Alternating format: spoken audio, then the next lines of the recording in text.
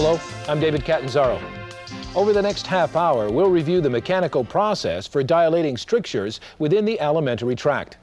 The program is divided into 3 sections: history, clinical case review, and finally, multi-diameter balloon technology.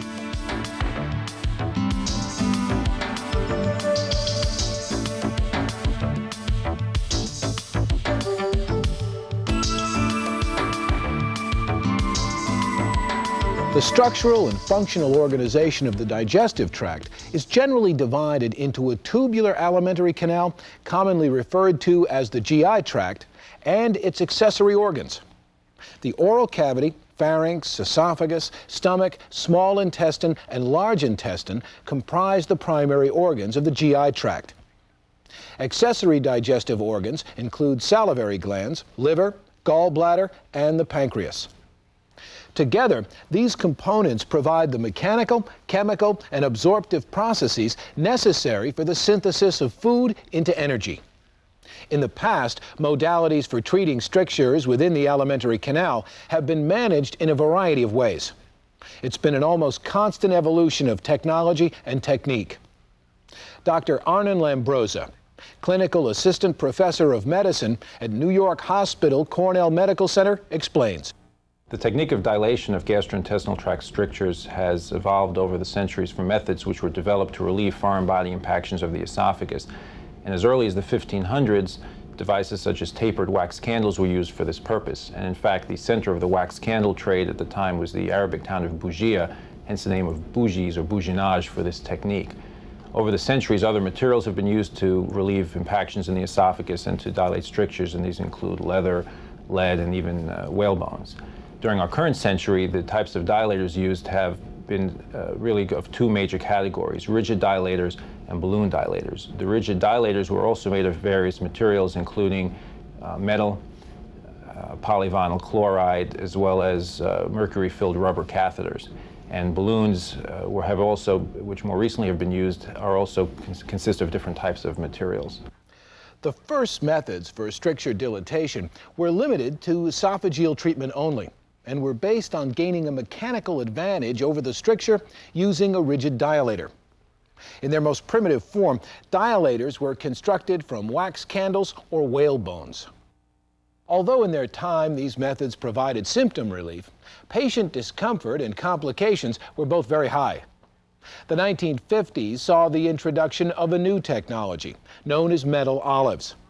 Often referred to as Eater-Pusteau dilators, metal olives proved to be very effective. The modality provided physicians with an enhanced feel during the procedure. As the metal olive is advanced, a physician can feel the resistance of the stricture and the release of that resistance, or popping, when dilatation occurs. This modality, however, also had its side effects. Like whale bones or wax candles, metal olives cause patient discomfort and complications. The disadvantages that occurred with the olives were related to their structure, which is that they were relatively blunt-ended and with an abrupt change in their diameter as they passed through the stricture. This led to potentially significant patient discomfort as they were passed through the oropharynx and as they were passed through the stricture. In addition, they provided a shearing force in addition to a radial dilating force, and with the sudden change in their diameter, there was a higher complication rate of perforations. Mercury-filled dilators, known originally as Hurst dilators, followed the metal olive as the next wave of technology. The more forgiving liquid-filled Hurst dilators solved many of the complications associated with passing rigid dilators through strictures. However, the rounded distal tip also caused significant shearing forces on the esophagus. Following the Hurst, a second generation of mercury-filled dilators, known as the Maloney, came into existence. This new dilator featured a tapered tip. The tapered design allowed for easier passage through strictures and displayed reduced shearing forces on the esophagus. The real advantage to the Maloney dilators were that they are very easy to use. They have a tapered tip, gradually tapered, rather than the abrupt change in diameter of the metal olive. Therefore, they're much more comfortable to pass through the oropharynx and through a stricture. The disadvantages of the Maloneys are that they generate, again, a potentially traumatic shear force as they traverse a stricture, particularly for long strictures, rather than the potentially safer, purely radial dilating force. They are also not very good for moderate to severe esophageal strictures, those generally less than 10 millimeters in diameter, because the Maloney's of that size are relatively soft and floppy. And what may happen is the tip of the dilator can impact at the edge of the stricture, and as the endoscopist passes the Maloney dilator further down, it actually flips up in the esophagus and coils in the esophagus, leading to a potential complication of perforation. The next advance in technology saw the development of hollow-core polyvinyl wire-guided dilators, designed to address the shortcomings of mercury-filled dilators. Wire-guided devices ensured that strictures would be passed. The polyvinyl wire-guided dilator is commonly known as a savory dilator. To begin, a stiff wire is advanced down the GI tract into the stomach. The savory dilator is then passed along this wire to the stricture, and dilatation proceeds. Again, the distinct advantage of the savory dilator is that the wire ensures that the stricture will be passed. Improving on the theme, a wire-guided balloon catheter, or OTW balloon, was introduced.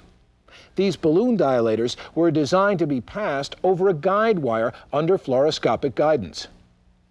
The low-profile balloon technology has enabled physicians to access areas of the GI tract previously untreatable with rigid dilatation.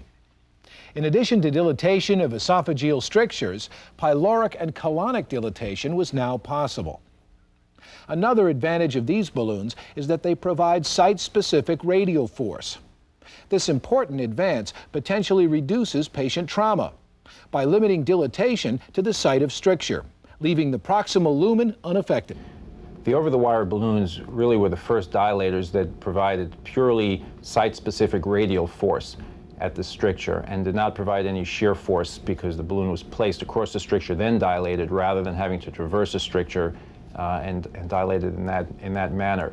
They're very low profile, obviously, because they're passed deflated. Therefore, they're extremely comfortable for the patient and much easier to pass through the oropharynx than any of the other dilating systems. The disadvantages to the balloon are the fact that the over-the-wire balloon requires fluoroscopic guidance, which again may increase procedure costs and patient exposure. A significant improvement to over-the-wire balloons came in the form of a balloon dilatation catheter that could be passed directly through the working channel of the endoscope.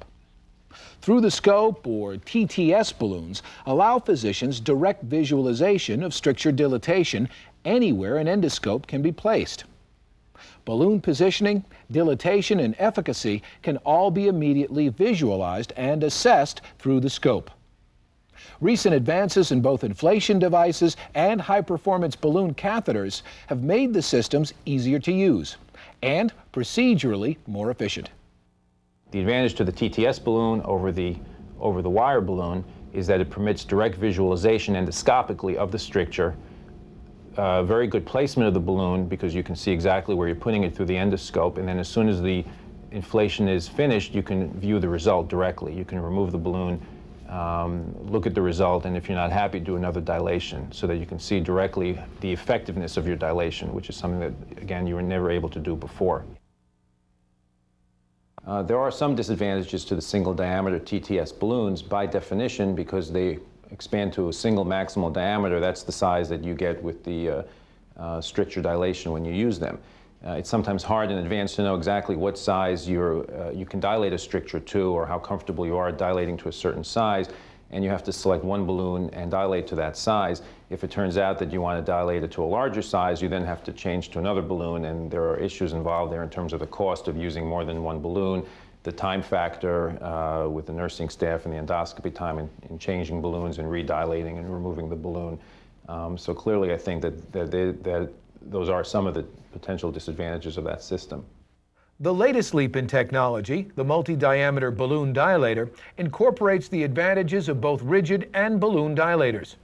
This new dilator expands to 3 distinct diameters in one balloon catheter. This provides the endoscopist a gradual stepwise dilatation. And because this dilator is passed through the endoscope working channel, visual assessment can be made before each diameter increase. Now the size of the dilator can be changed without changing the dilator. I think clearly there are some major advantages that this multi-diameter balloon has given to stricture management. I think that it's very important to realize that no two strictures are alike. Some strictures are very fibrotic and very hard, other strictures are more pliable, other strictures are very inflammatory. And the key thing in dilating a stricture is to have maximum flexibility at the time of the dilation to enable you to deal with some of these different variables.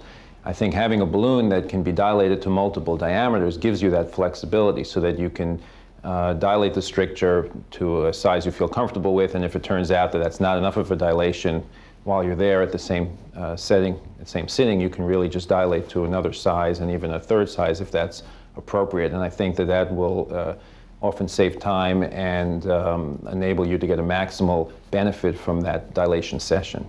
I think that the multi-diameter balloon does address some of the shortcomings of the previous technologies, importantly those that have previously enabled us to go to multiple diameters at a certain setting. For instance, using a wire-guided savory dilator, the advantage there is that you can dilate up to 2, 3, 4 different diameters at the same setting. You can now do this with a balloon, with the major advantage now being with the balloon that you can see the response at each of those dilating levels, and that you can dilate to a certain size, decide if the mucosal tear that you have as a result is excessive, that it may be dangerous to proceed on, and you may just stop there for that particular session. Or if you have a particularly fibrotic or resilient stricture, you may decide that you can go larger. And I think there's a comfort level associated with being able to assess the response of your dilations and gauging your subsequent need to dilate further based upon that.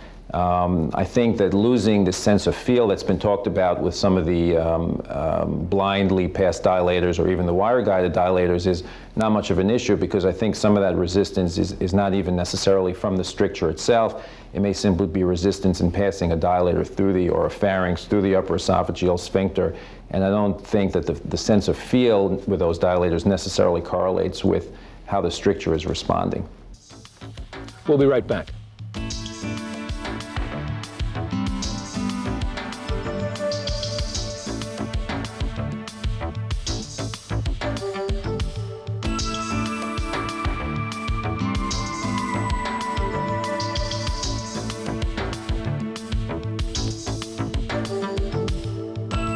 Diseases of the alimentary tract fall into a number of categories. Joining us again is Dr. Arnon Lambroza from New York Hospital Cornell Medical Center. Dr. Lambroza, what are some of the most common forms of strictures in the alimentary tract? The most common areas where strictures form in the gastrointestinal tract are the esophagus and the pyloric channel of the stomach, although they certainly can occur at other locations such as the biliary tract, the colon, and the small intestine. The strictures which occur in the GI tract can either be fibrotic strictures or malignant strictures. The fibrotic strictures are generally due to gastroesophageal reflux disease, peptic ulcer disease, inflammatory bowel disease, anastomotic scarring at the site of prior surgery, lye or other caustic ingestions, and post-sclerotherapy in patients that have had sclerosis for esophageal varices. The two most common forms of malignant strictures are those due to squamous cell carcinomas commonly occurring in the esophagus, or adenocarcinomas, which can occur in the esophagus and the rest of the gastrointestinal tract. Dr. Lambroza, let's discuss fibrotic strictures first. What are some of the causes of these types of strictures? Fibrotic strictures can result from any kind of an injury to the lining of the gastrointestinal tract, which sets off an inflammatory cascade of reactions which ultimately lead to the deposition of collagen or scar tissue.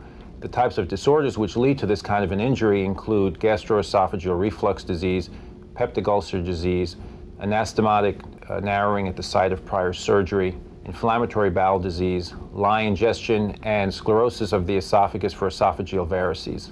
Gastroesophageal reflux disease, or GERD, is a common cause for esophageal strictures. Now, how do these occur?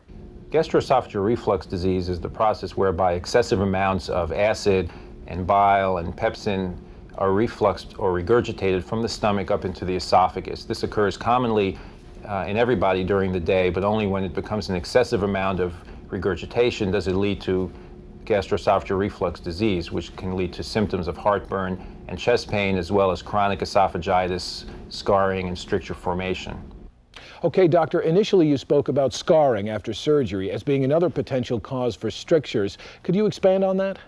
Anastomotic strictures occur most commonly in the esophagus after a procedure called an esophagogastrectomy, whereby a part of the esophagus is resected, usually for cancer, and the stomach is then brought up and anastomosed or hooked up to that part of the esophagus. These types of strictures can also occur at other parts of the GI tract where anastomoses are made, and this includes, again, the colon and the small intestine following surgery for cancer or inflammatory bowel disease. Anastomotic strictures can occur either because the anastomosis is made too tight at the time of surgery, or in the case of the esophagus, there may be reflux of gastric acid which irritates the region of the stricture, and finally there may be ischemia or lack of blood supply to the region of the anastomosis immediately after surgery, and this can lead to chronic scarring and fibrosis. Okay, so what are some of the obstructions that physicians encounter as we get deeper into the alimentary canal? The other obstructions that we may encounter include those due to peptic ulcer disease, whereby chronic ulcers and inflammation in the stomach and duodenum lead to narrowing of the pyloric channel, leading to gastric outlet obstruction and causing symptoms such as nausea, vomiting, and severe abdominal bloating. And the other major categories of disease states that cause strictures that we encounter is inflammatory bowel disease, which commonly occurs in the colon and occasionally in the small intestine, also leading to obstructive symptoms of abdominal discomfort, bloating, and nausea. Okay, what about malignant disorders? What type of problems do these disease states present? These often present with obstructive symptoms, and they commonly occur in the esophagus, where tumors can either be those of squamous cell carcinoma origin or those due to adenocarcinomas. Tumors elsewhere in the gastrointestinal tract, commonly in the stomach, are also due to adenocarcinomas, and finally, the small intestine and colon also develop those types of tumors. Thank you, Dr. Lambrosa. To illustrate these procedures, let's take a closer look at a recent case where the newest technology, a multi-diameter dilator, is employed. This patient is an 86-year-old woman who presented to her local physician with the chief complaint of 2 years of slowly progressive dysphagia to solids initially and also to pureed foods in the few months prior to seeing her physician. She also gave a history of long-standing heartburn. An initial endoscopy by her local gastroenterologist revealed severe erosive esophagitis with a tight stricture of the distal esophagus. Biopsies and brushings done at that time revealed no evidence for cancer. She was started on proton pump inhibitor therapy twice a day, and then was referred to our institution for further management of her distal esophageal stricture. At the time of our initial endoscopy, the patient had a 6-millimeter stricture noted at the very distal esophagus. There was no associated esophagitis at that time. We dilated her with a multi-diameter balloon dilator, first to an 8-millimeter, then a 9-millimeter, and finally a 10-millimeter diameter. Following this procedure, she reported some relief of her dysphagia, although was still having difficulty with solid foods. So she was brought back 2 weeks later for the endoscopy, which we are about to see. So here the endoscope is being passed through the proximal and mid-esophagus and down to the distal esophagus where the stricture is encountered. As you can see here, there is no active esophagitis or ulceration present at the current time. Again, she's being maintained on acid suppressive therapy. The first thing we did was to measure the diameter of the stricture to enable us to decide on which balloon dilator to begin using. Here we have an open biopsy forceps, which is 8 millimeters in diameter. We had measured it prior to passing it down the endoscope. Again, that's important to do since there are different size biopsy forceps. The endoscope, which was 9 millimeters in diameter, could not be passed through this stricture. And the 8-millimeter biopsy forceps could be passed through and pulled through, so we estimated the size of the stricture to be approximately 8 to 8.5 millimeters. We selected a multi-diameter balloon dilator, which consisted of a 12, 13.5, and 15-millimeter size gradient. And here you see us passing the dilator through the biopsy channel of the endoscope and through the stricture. Again, because the stricture could not be traversed with the endoscope, some care has to be taken because if there is a hiatal hernia distal to the stricture, the balloon may impact against it. Here we're dilating the balloon to the first diameter, which is again a 12 millimeter diameter. So using the pressure recommended on the balloon, we inflate it to that pressure and we'll keep it inflated for approximately 30 seconds. We can see through the balloon if you pull the endoscope right up to the balloon itself, and if no air has been inflated or has been put into the balloon along with the fluid, then you can usually see through the balloon, and that can sometimes give you an assessment of the mucosa at the side of the dilation. This is not vital to the procedure, but if you can see through it, it's worth trying to do. The balloon again was inflated for approximately 30 seconds, was deflated. At this point, I usually like to pass the dilator further distally and then view the result of the dilation with the endoscope. In this case, we were able to pass the endoscope through the stricture and just a little bit past the stricture where we did see a small hiatal hernia. Because she did not appear to have any significant trauma, perhaps a very mild superficial mucosal tear, we decided to inflate to the next size, which is 13.5 millimeter diameter. Again, using the recommended pressure that's on the label attached to the balloon shaft. So the balloon is now inflated to 13.5 millimeters. We again can attempt to look through the balloon. It's kept inflated for approximately 30 seconds, at which point the assistant is instructed to now withdraw the fluid and deflate the balloon. Once the balloon is fully deflated, we again will attempt to assess the result of the dilation, again generally by passing the catheter through the stricture, as you can see we're doing here. There's now a little bit more trauma, perhaps 2 or 3 areas of mild mucosal tearing. Sometimes we can't see the area as well with the balloon shaft through the stricture, so we will withdraw it back into the endoscope to get a better view of the stricture, which you see here. And again, the endoscope is now being passed easily through the stricture. Because the degree of mucosal trauma does not appear to be too great, and because we know from her prior dilation 2 weeks earlier that even though she had been dilated to a 10 millimeter diameter, within 2 weeks she had decreased back down to an 8 millimeter diameter, we decided to do a little bit more of an aggressive dilation than we might normally do with an 8 millimeter stricture. And that's one of the nice things about these multi-diameter balloons is you have the flexibility with one balloon to decide at the time of the dilation and viewing the result of the dilation whether to proceed or not to another size. So at this point, the balloon again is in position to cross the midpoint of the stricture, and we will now inflate it to its maximal diameter of 15 millimeters. So here you see the balloon being inflated to 15 millimeters. Again, if we minimize any air bubbles within the balloon, we can try to get a view through it. Sometimes you can get a little bit of a sense of some mucosal tearing. Other times it's a little hard to see that. The balloon will be maintained at this pressure and diameter for approximately 30 seconds, and then it will be deflated. The last dilation is now accomplished.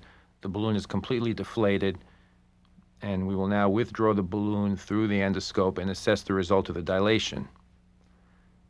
Again, several areas of some slight mucosal tearing. The endoscope easily passed through. A hiatal hernia is visible distal to the stricture, and now we can do a complete endoscopic examination of the stomach and duodenum. Here is a retroflex view observing the hiatal hernia and the distal end of the stricture from below. At this point, we were very satisfied with the results of the dilation. Just to confirm the diagnosis of this being a benign stricture, here you see a brush being passed through the stricture, and biopsies were also taken, which again proved to be benign.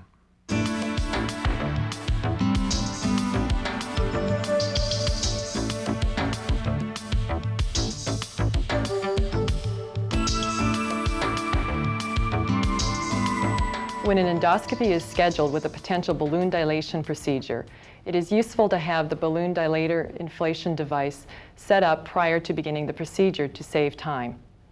For the multi-diameter balloon, a common inflation device is required. To set up the device, simply snap the syringe into the handle.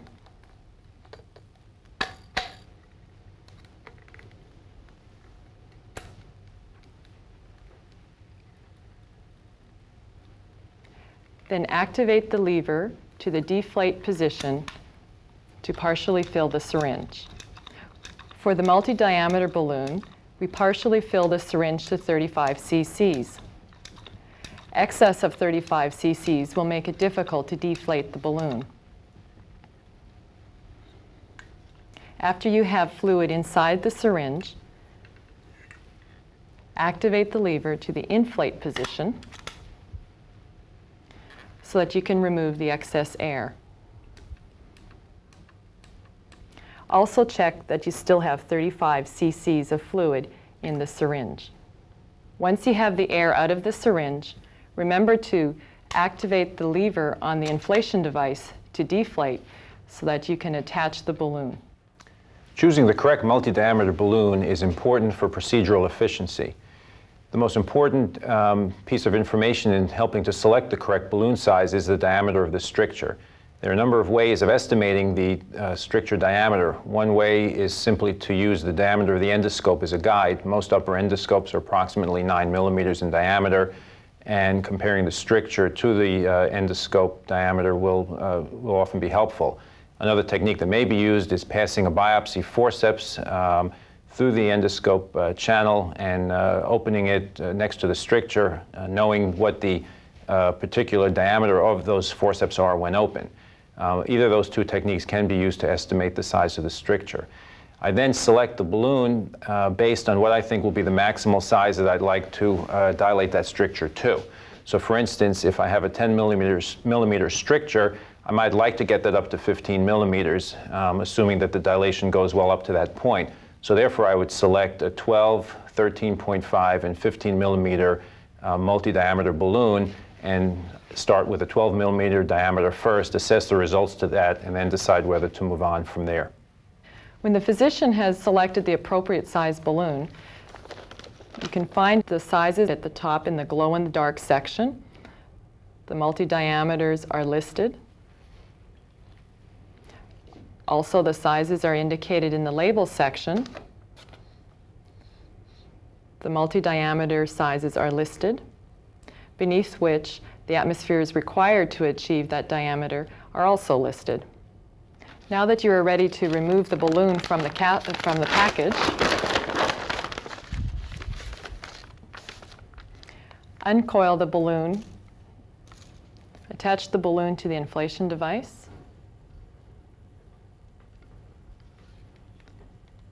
ensure that your inflation device is still in the deflate position, and remove excess air from the balloon catheter lumen.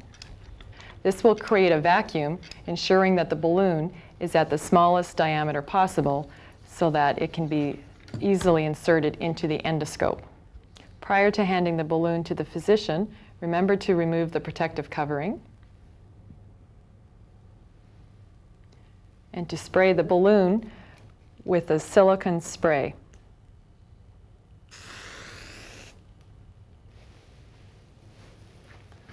Once the balloon is handed to the endoscopist, it needs to be passed through the endoscope, and this is done through the biopsy channel. At this point, it's important to point out that there are a number of features which may facilitate this passage of the balloon through the endoscope. First of all, the multi-diameter balloon has a tip which is somewhat flexible but still fairly stiff so that it easily passes through the cap covering the biopsy channel. The catheter is inserted through the channel and then advanced through the endoscope. It's important to hold on to the catheter very close to the channel so that it does not kink as you pass it through the scope, and in addition, it's helpful to use short strokes as you do this. The other important point is that the endoscope itself is often in an exaggerated curve once it's inside the inserted in the patient, and at this point it's helpful to step back a little bit, straighten out that curve, and again do the short strokes to pass the catheter through. Once the catheter comes out the end of the endoscope and is visible, it's advanced so that the black portion of the shaft is seen. It can then be withdrawn back so that the tip of the balloon is positioned at roughly at the midpoint of the stricture.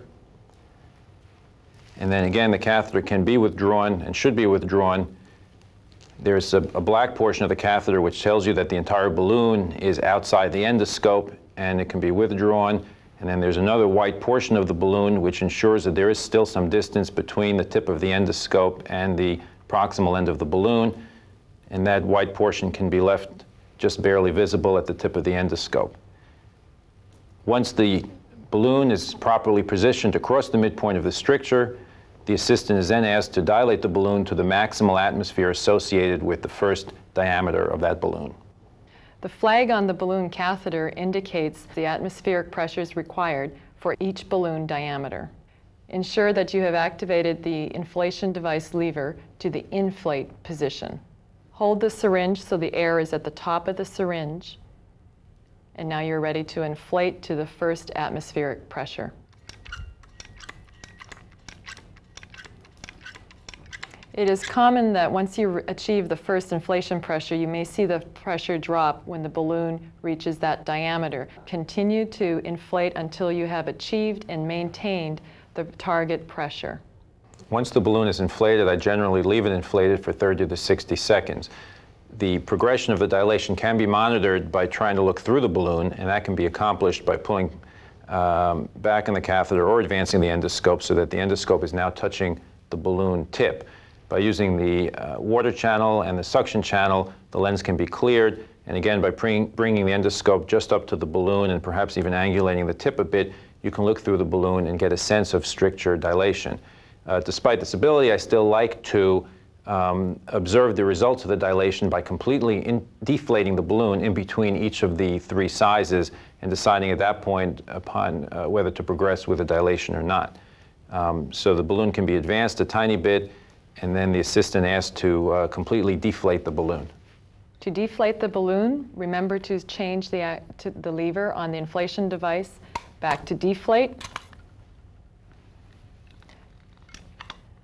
Squeeze the inflation device trigger handle until it comes to a complete stop.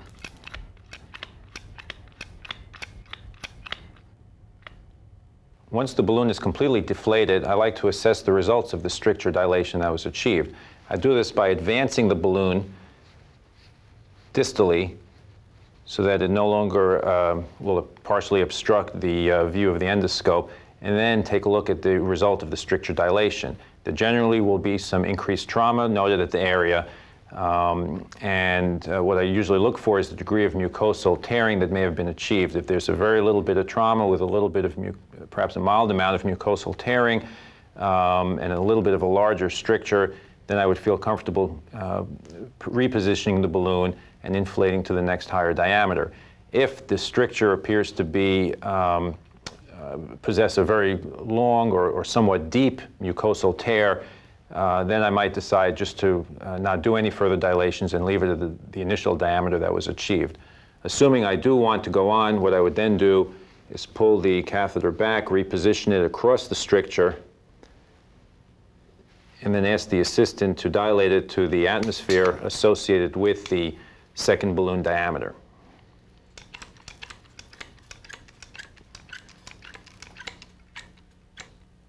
This will achieve a little bit of a larger diameter, obviously depending on which of the balloons was used. I will again keep it inflated for 30 to 60 seconds. At the end of that time period, ask the assistant to deflate it, reassess the characteristics of the stricture. At that point, again, make a decision whether to do another dilation or not. And if there is a third dilation, deflate it, look at the stricture again, and then remove the balloon through the endoscope.